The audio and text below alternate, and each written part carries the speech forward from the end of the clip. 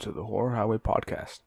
I am your host, Aris, and today, not by myself, sadly, but it's unavoidable.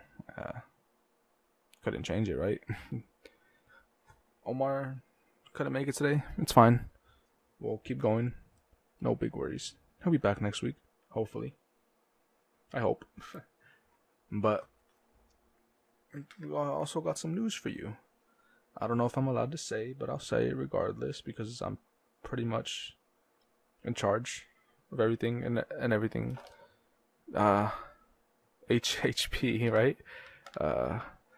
Related, Horror Highway Podcast related, besides, Omar's episodes. Or more like manage everything. I'm trying to hand more responsibility to him, but it's fine. It don't matter. But news, we'll be starting a channel, a YouTube channel, a Twitter, and a TikTok to help promote the Horror Highway. The YouTube channel will probably be the second main focus after the podcast. It'll be called Horror Highway. It's just Horror Highway. The channel's already up. No videos on it yet because I have yet to upload every single podcast we have done yet. After I upload, I think after this, we will start doing, because it's a we thing, right? We will start adding more things onto the Horror Highway. So, this is the podcast. This is the Horror Highway Podcast. But on the YouTube channel, for now, the only things we have lined up are horror readings, which I have stuff lined up for it. Hopefully Omar does too. He knows what we're doing, so I hope he has something lined up. And if you're interested, it'll be on YouTube, Horror Highway, not Horror Highway Podcast because it's not a podcast. Podcast will be on there, but this will be the Horror Highway. If you have any stories you would like for either Omar or I to read, you can reach us as horrorhighwaypod@gmail.com. If you want any topics as well that you would like to be talked about on the podcast, the horrorhighwaypod@gmail.com as well. Just message us or email us anything. When we get the Twitter running, I'll let you know. You could probably DM us or add us or something, right? To let us talk about. But TikTok isn't up yet because it's another episode. Once we post a certain episode, the TikTok would be up and running because it's perfect, right? You'll understand if when that happens, which most likely will be either next week's episode or the week after that.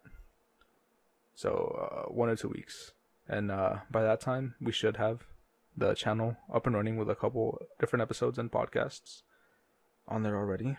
And anyways, let's get on with today's episode. So, ever since we started the podcast, I have been wanting to do a horror that originates from the internet, right?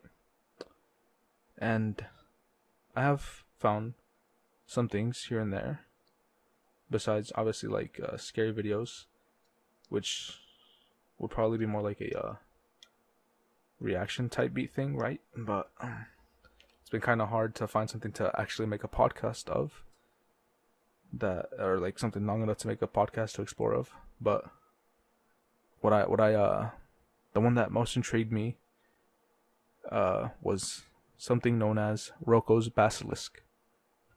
And if you know of it, I apologize. And if you don't, then a fair warning right now. I'm warning you right now. If you don't want to know, which you'll find out if you keep listening. If you keep listening, right, you will find out why I'm warning you now. Is you're fair to leave. You're good to leave. Like, I will not be mad if you click off. Nor would I think Omar would be mad as well. Which Omar thinks this is stupid. He knows what I'm talking about. He thinks this topic is stupid. Which I'm kind of half and half on it. I wanted to make an episode on this, so I had to defend it while he was trash talking it. But so if you don't know, Roko is a user who originally proposed this thought experiment. And a basilisk is a European legend of a reptile, most commonly a snake, that will kill you in a glance. And this is known as Roko's Basilisk. Roko's Basilisk, which is usually regarded as the most horrifying thought experiment ever thought of, right? Because you can't really create it because it's a thought. I guess you can, but I mean, still. So this originated on in 2010, July 2010, on a website known as Less Is Wrong. It's like a blog post website, but the user Roko had a like this theory, or not theory, decision. No, that's the thing I'm talking about right next. This thought experiment uses ideas from decision theory, which is just like a it's not really an algorithm, but it's like a way to decide the right decisions to take. Let me pull up the actual definition, because I forgot to write it on my notes. So yeah, it's the study of principles and algorithms to make correct decisions.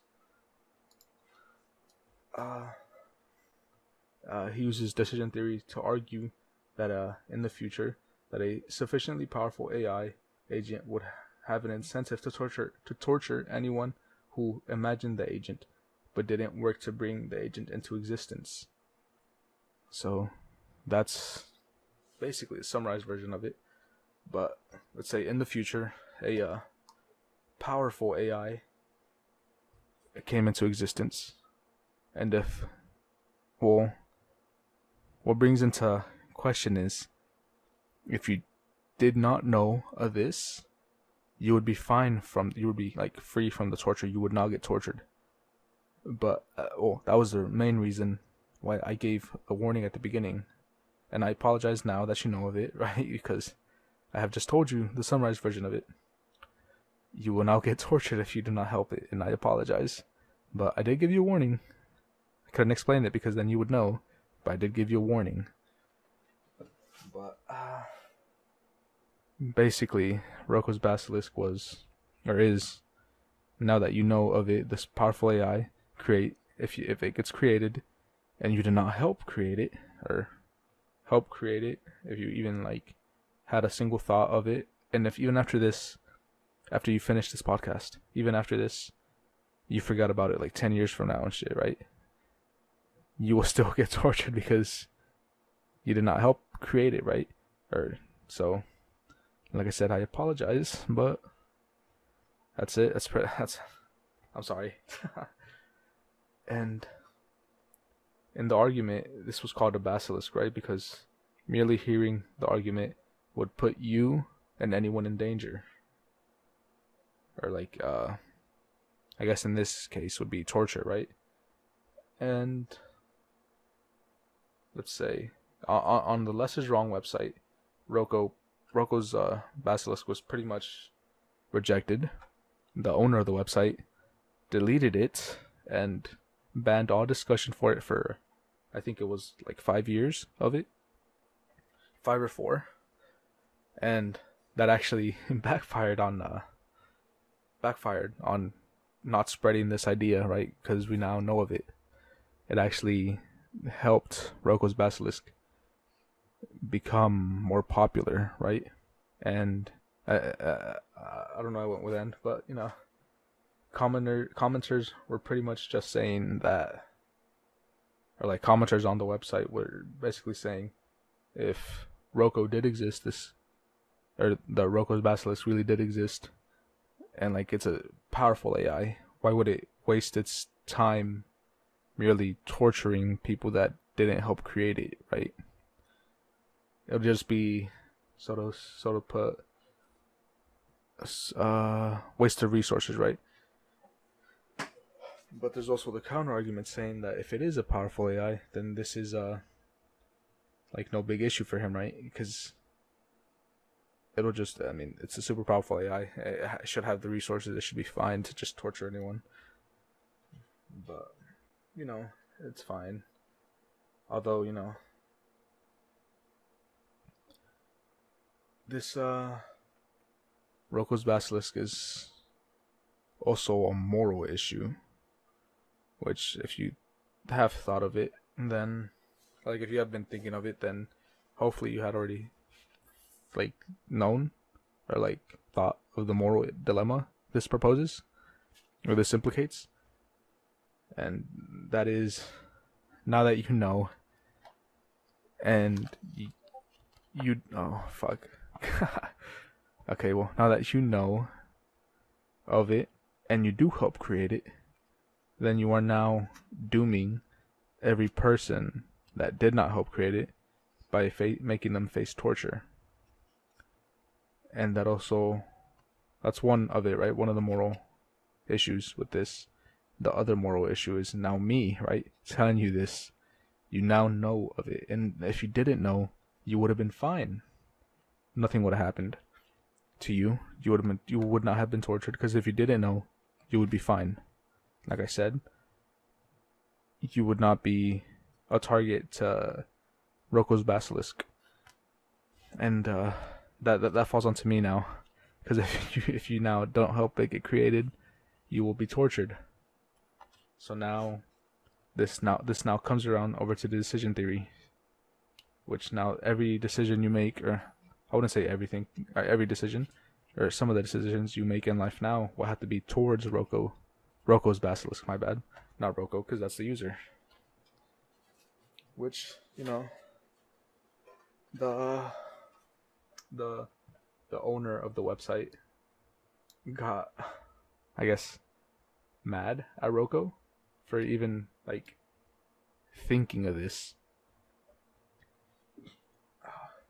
because this is what is known as a information hazard. What an information hazard is some true information that could harm people or other sentient beings. Let's say if I taught, I guess you, how to make a gun or something along those lines. I just gave you information that could be hazardous to other people. But I mean, like that, you now have control of that, right? And you now have to do with it what you think is right. Which same thing with Roko's Basilisk. I told you of it, which can now probably bring you harm, and you now have control on who you want to tell and who you don't want to tell. Which hopefully, after this, no one else tells anything, and no one else tells anyone. But like I was saying, the owner of the site actually called Roko an idiot for even thinking of this. And Roko himself said, he did say, I wish I had never learned about any of these ideas. Which, I agree with him, because we would have been fine if he didn't even think of this. But, what's done is done. Nothing could happen now. Or, nothing could be done to change the past now. Unless the Basilisk himself decides to stop it, right? But here's what the founder, I don't know how to say his name, I'll try my best, Eliezer Yudkowsky, said about this thought experiment, right? So I don't usually, this is me saying what he posted, so I don't usually talk like this, but I'm going to make an exception for this case. Listen to me very closely, you idiot. He's talking to Roko here. You do not think in sufficient detail about superintelligences, considering whether or not to blackmail you. That is the only possible thing which gives them any motive to follow through on the blackmail. So, okay, I didn't mention this, right? But Roko's Basilisk is essentially blackmailing anyone that knows of it to help create it, or else it'll torture you, right? Future blackmail. And if he didn't think of this, we couldn't be blackmailed. Hence why the people that don't know can't be blackmailed and won't be tortured. So now you and me are being blackmailed by the Basilisk himself, or itself. It's not a, well, maybe it has a gender, but I don't know its gender, so I'll just keep saying Roko's Basilisk itself, right? Alright, let's keep going with this though. There's an obvious equilibrium to this problem where you engage in all positive acasual trades and ignore all attempts at an acasual blackmail. Until we have a better worked out version of TDT, we can prove that formally. It should just be obvious that you do not think about distant blackmailers in sufficient detail, that they have a motive to actually blackmail you. So what he's saying here is, do not think of this in detail, or else they will have a motive to actually go through with the blackmail. In this case, the torture Roko's Basilisk is going to inflict on us if we keep thinking of it. But, okay. Meanwhile, I am banning this post so that it doesn't give people horrible nightmares and give distant superintelligences a motive to follow through on blackmail against people dumb enough to think about them in sufficient detail. Though, thankfully, I doubt anyone dumb enough to do this knows the sufficient detail. So here he's saying that he's banning this. Like I said earlier, he banned it and it worked against him because he was trying to stop it right there, right? Stop spreading the thinking of Roko's Basilisk. But that because he banned it, it actually got popular, and that made more people learn of it, which I guess also incentivizes Roko's Basilisk into actually going through with said blackmail. So, yikes, right? I am also part of this problem now, and I apologize. You are also now part of this problem now, and I also apologize for that. Because I introduced you to this. You are a really clever, or you have to be really clever to come up with a genuinely dangerous thought. I am disheartened that people can be clever enough to do that and not clever enough to do the obvious thing and keep their idiot's mouth shut about it. Because it is more important to sound intelligent when talking to your friends. This post was stupid. And that's where he ended it. So basically he's saying is that Roko, he's smart, but he also is stupid, right? Because he should have kept his mouth shut. He probably would have been the only one that ever thought of it. Hence, he himself could have just created it, right? He would have been fine. We all would have been fine. We wouldn't have known. But this also saying that, or what was the guy's name?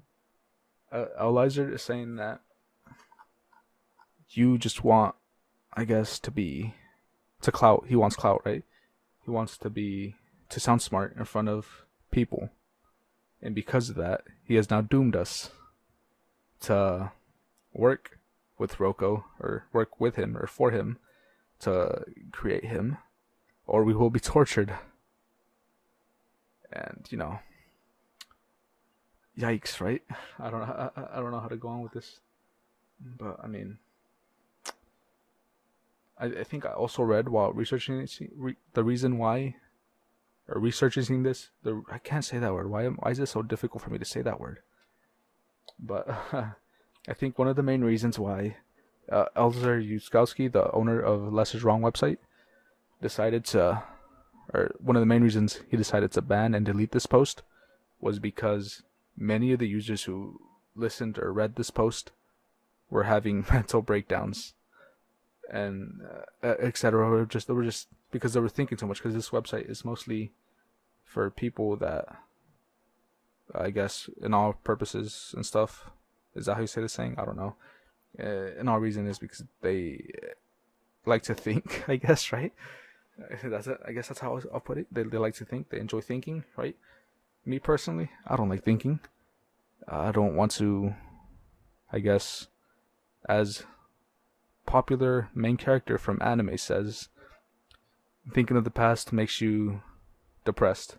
Thinking of the future gives you anxiety. So the present is probably the best. Something along those lines, you know? I know Omar is cringing right now, and fuck you. But, yeah, if he would have kept it to himself, we would have all been fine.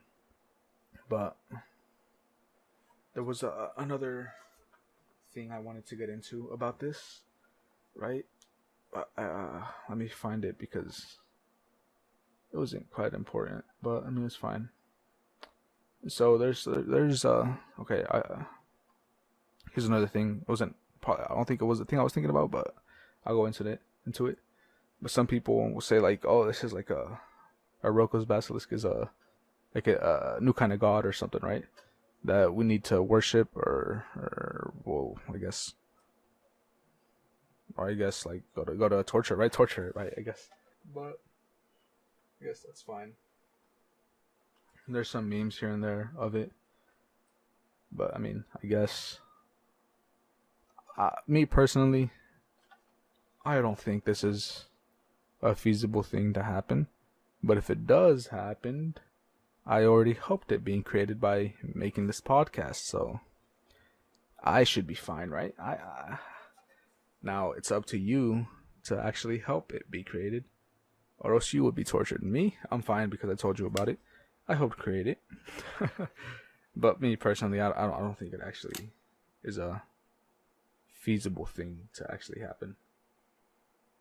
And you know, I kind of there's only one thing that makes me want to have Roko's Basilisk actually be a thing. Is Elon Musk on Twitter made a joke calling it Roko's Basilisk, and you know, Elon Musk, bad person. So you know, hopefully, if it is real, he gets tortured.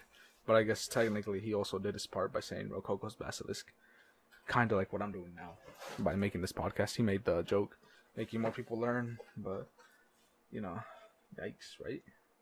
And I think, was it Grimes, his girlfriend? Didn't she make a Rokoko's or like something to do with the Rokoko's Basilisk as well? Or Roko's Basilisks, my bad. Oh jeez. I think she did. I'm not sure exactly what she did. Okay, because I think it's a song, but I'm also not sure, because I searched up on Spotify Rokoko's Basilisk and it was just playlists, not a song. I didn't really look too deep into this. Oh, okay. So it wasn't a song name. She made a joke on a 2015 music video for her song Flesh Without Blood. Okay.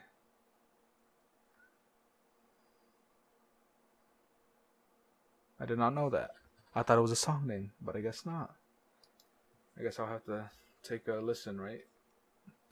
So it's in the music video only, not an actual song. So I'll have to check that out.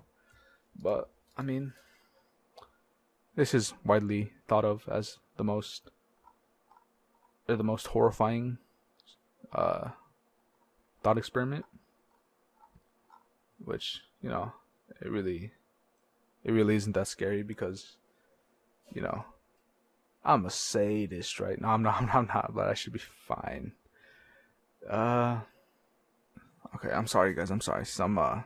I got interrupted and I didn't want, well, I stopped the recording because I didn't want to, I guess, edit it out.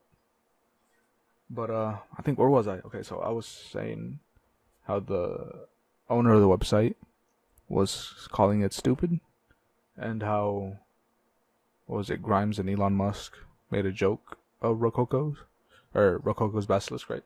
I think I was there, and there's a lot of I guess, not backlash. Well, I guess it would be backlash, right? Be more of a,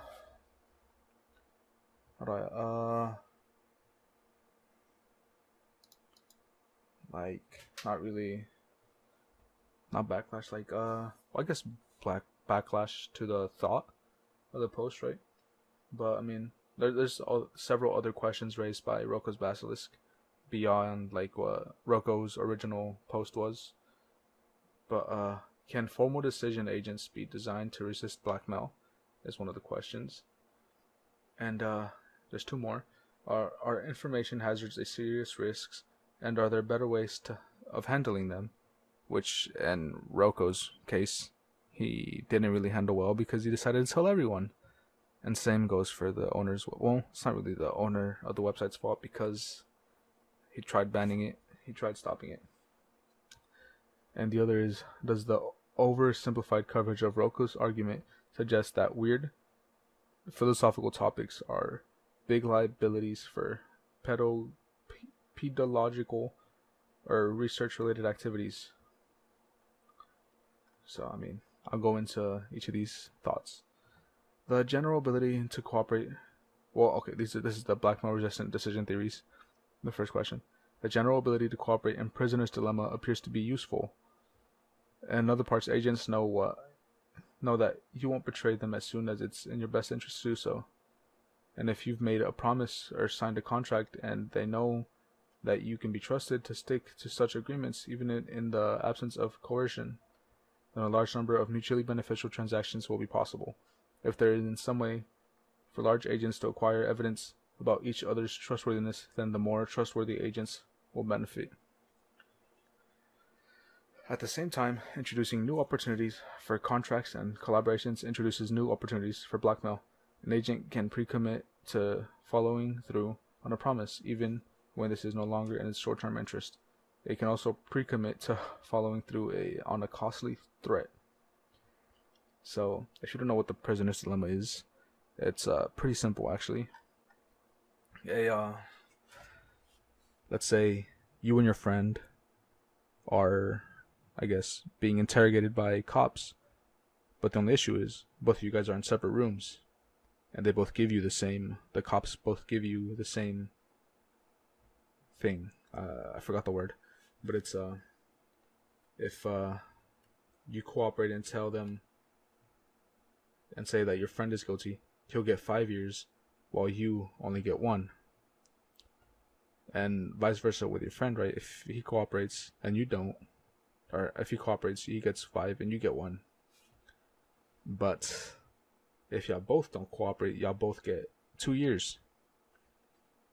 And if y'all both say each other's guilty, y'all both get 5 years. So, let's say you trust your friend and you don't cooperate, but your friend doesn't trust you like that. And he tells them that it was you, right? You get 5 years while he gets 1. But if you guys both don't cooperate, y'all both only get 2 years. But if y'all both cooperate, both of you guys are in 5 years in prison. That's pretty much it, right? It's just a way to measure, well, not really measure because it's a thought experiment as well. Just a way to see if you trust someone that much for them not to fuck you, right? But let me see. But I guess in this context or in Roko's Basilisk's context will it actually, or I guess the more people that know of it, the more reason it has to actually torture someone, right? So let's say originally it didn't actually want to torture someone, right? But because it was created with the purpose of, like, to torture someone because we have thought of it being created or else we'll get tortured, that it's like a promise that he made, or not really that Roko Basilisk made. So it'll, not because it wants to torture us, right? But because that's what the thought experiment is, that it will torture us because that's how it was originally thought of. That's the best way I could explain it. So let's say I found Roko's Basilisk, and technically, in the words of the blackmail resistant decision theories, is we made a contract, and the contract is you create me on the purpose that if I do get created, I will get tortured, or you will get tortured. And I don't want to torture you, right? But I mean, the contract was set in place saying that I have to torture you if you didn't help create me. So now I have to torture you, and that's the contract in this context is basically me or you learning of Roko's Basilisk but not helping create it. So let's say, that's it. And then, oh geez, I'm sorry about that. And then information hazards. So David Langford, yeah, coined the term basilisk in the sense of information hazard. The term basilisk in the sense of information hazard that directly harms anyone who perceives it. In the 1988 science fiction story Blitz on a societal level, examples of real-world information hazards include dissemination of specifications for dangerous technologies on a individual level, and examples exclude triggers for stress or anxiety disorders. My bad, I had to take a breath. The Roko's Basilisk incident suggests that information that is deemed dangerous or taboo is more likely to spread rapidly. Parallels can be drawn to shock site and creepypasta links. Many people have their interest piqued by such topics, and people also enjoy pranking each other by spreading purportedly harmful links.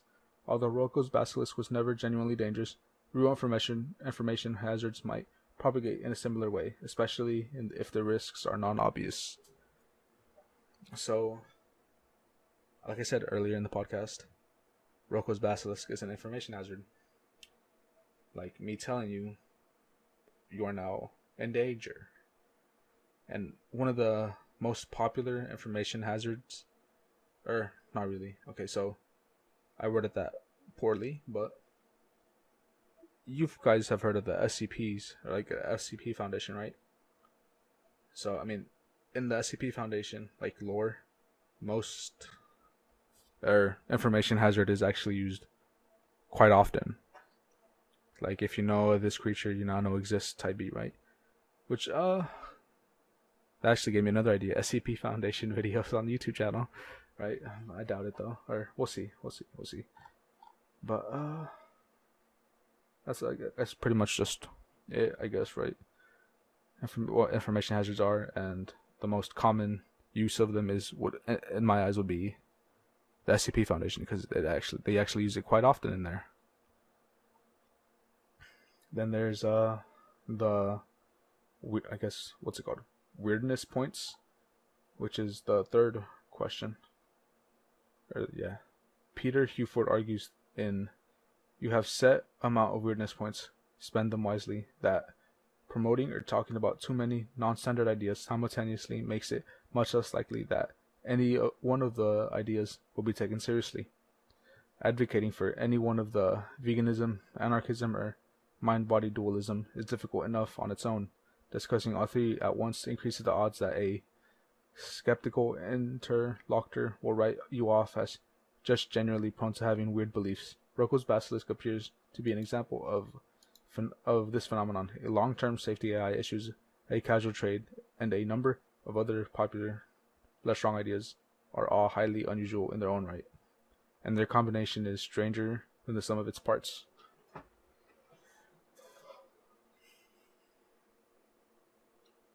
So, what's being said in this, I guess, in this question, or the main question, is that because Roko's Basilisk started on, what was it called?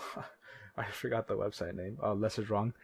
That it is generally taken as a joke, because a lot of the thought experiments or ideas that are posted on Less is Wrong is weird. Just like how Roko's Basilisk is kind of weird.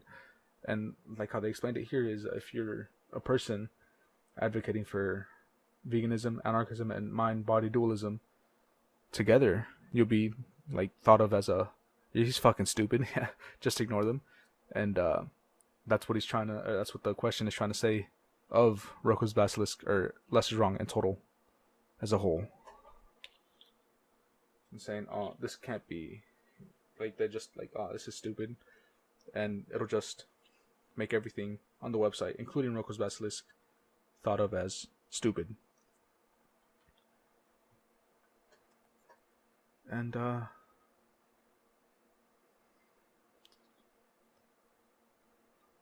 mean, that's pretty much what Roko's Basilisks are like. Everything that is usually talked about when Roko's Basilisk is involved. Usually the horror part is actually knowing about the AI and how it'll torture you if you don't help create it, which is the horror or horrifying part of it, which is future blackmail.